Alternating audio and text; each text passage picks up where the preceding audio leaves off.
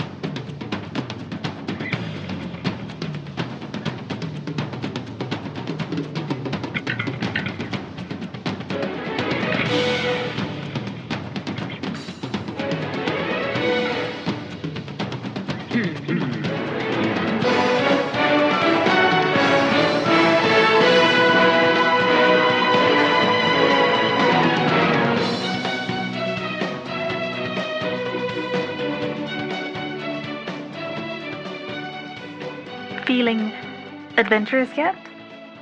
That first song was Hyrule Field, of course, and let me tell you, picking the song was an adventure in its own right.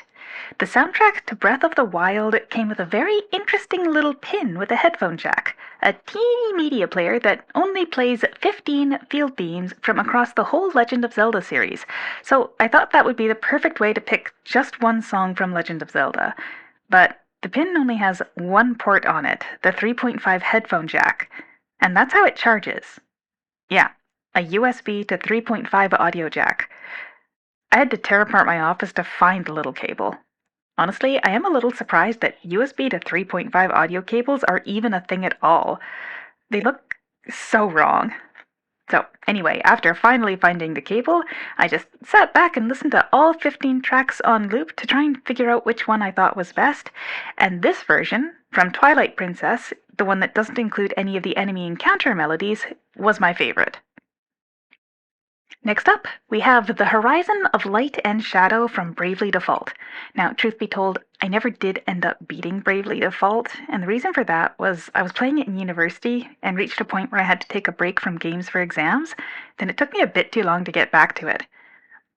I would have restarted, but I got all those villagers from Street Pass on campus, which made restarting a bit of a hard sell when I knew I would never get them back. Anyway, another small note for this is that there was a vocal album released with proper lyrics for the main songs in the game, including this one, and the vocal version for this song is like an adventure crystallized. But moving on to the last song, we have Gourmand from Xenoblade Chronicles 2. It seems like every one of the Xenoblade Chronicles has a field song that just screams adventure that sticks with the hearts of the players, and it was a real toss-up between this one and Gar Plains from the first game. Again, I know I really wanted to introduce people to music they might not have heard before, but balancing that against conveying a feeling here, I felt these songs were too good to pass up compiling. Moving right along, we do actually have another call this time, and since I didn't hear any complaints about how I did in the last episode, I think it might actually be a song request again. Let's take a listen, shall we? You have one new message. First message. Hi. I don't really know why I'm doing this, but you asked that question. Why am I here? I don't know. And I'm sure as hell not explaining who I am. And I think that you don't know what you're actually asking. You're being used. And whatever that Oris group or whatever they are promised you, you better think long and hard about whether it's worth it. Oh, a song request. I don't know. I like Feels Like Home by Fort Minor. Play that.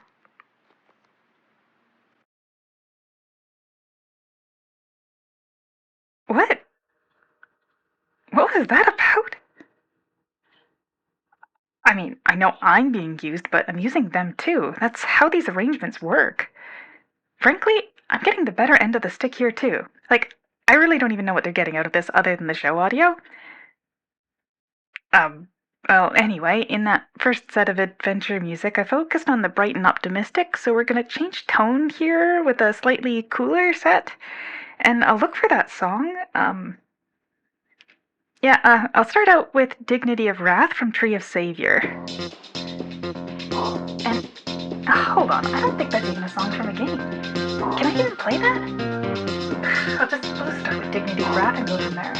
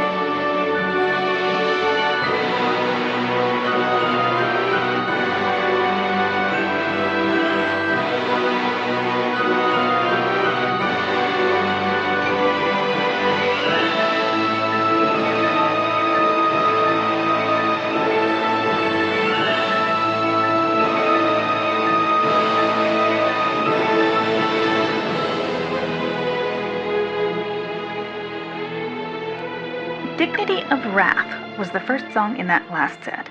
It's a different kind of adventurous feeling than the quintessential adventure themes I had in the first bunch. It's got more of a cruising sort of energy, is what I want to call it. Like, it doesn't think you're on an adventure of a lifetime, just a casual setting out sort of adventure. Easy listening. The whole soundtrack is the most background soundtrack energy I've ever heard in a soundtrack. I like how it's easy to listen to and doesn't demand active focus. I actually used to put that soundtrack on every day, like from start to finish while I was working. The second song was from Tales of Zestiria, and it's the theme that plays when you're inside ruins. The main character of the game loves exploring ruins, and I really like how this song combines the mystery of the unknown and the danger of ancient with the enthusiasm for adventure. The name of the song, Mountain Ruins Brimming with Ancient Charm, fits perfectly. And we just gotta face it, I can't play the third song. I mean, I could, but it's not from a video game, so I don't know. I don't know what to think of that call. I mean, I'm the one who keeps saying, if you think you should just call in. That's what Oras told me to say after all. But yeah, it doesn't fit the theme, nor is it from a game at all, so I can't fit it in here.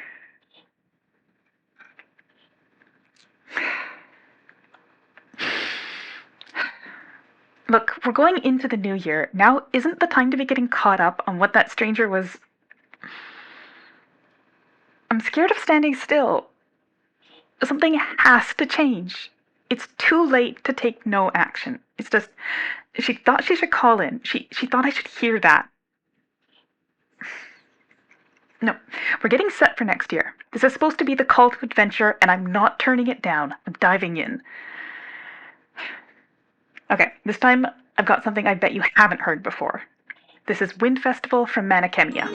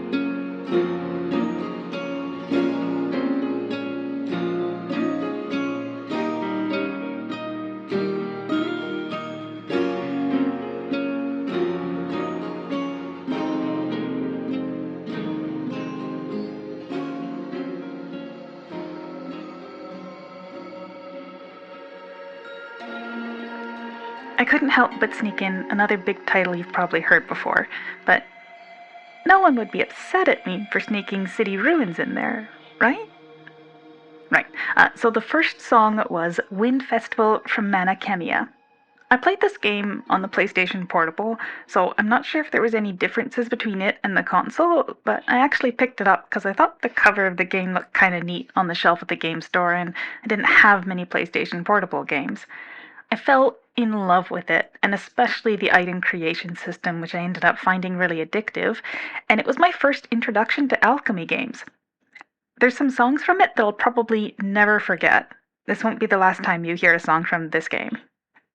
The second was The Cold Morning Star Passes By, which is the second field theme of Tales of Vesperia. Boy, what a game. That was actually the first game I played in full Japanese. Since I'd played the English one enough times to have it all memorized, I ordered the PlayStation 3 version from Japan thinking that with my basic Japanese, in-depth knowledge of the game, and a series of help documents I printed out to make it through, I could do it. And I did. After that, I had the courage to order games in full Japanese that I hadn't played before, knowing I could do it. So, even though the game itself might be a little dated, it's always going to have a special place in my heart. I think it is lacking in terms of really good music overall, but it's got some tracks that I consider to be pretty iconic and memorable. This is one of them. And of course, lastly was City Ruins Shade. It's the version of the main field theme in Nier Automata that plays partway through the game. The original version is so much lighter and delicate. Then, after you've advanced the story a bit, you get this version, which has such a powerful, driving energy and an emotion in it. It speaks to me like, yes, you have been here before, but it's different now and it's getting harder. And you have to keep going because there is so much more out there. And there is. There is so much more out there. I am going to make it. It's difficult right now, but every day that passes, I'm getting closer. I do wish Oris was faster, but we have an agreement. I have to wait. Speaking of Oris, here's the line from them. Who are you? Why are you here? I'm here because things have to change. And with that energy in mind, here's to the end of 2025 and the start of 2026. There's so much to look forward to, so much I can achieve. I actually can't wait, and that's why the last song from today is this one from Final Fantasy XV. A short, stinger fanfare sort of version of this song plays when you gain access to the middle chunk of the map. When I hear it, I see those doors opening and the world waiting in front of me, ready to explore. This is Valse di Fantastica. See you in 2026.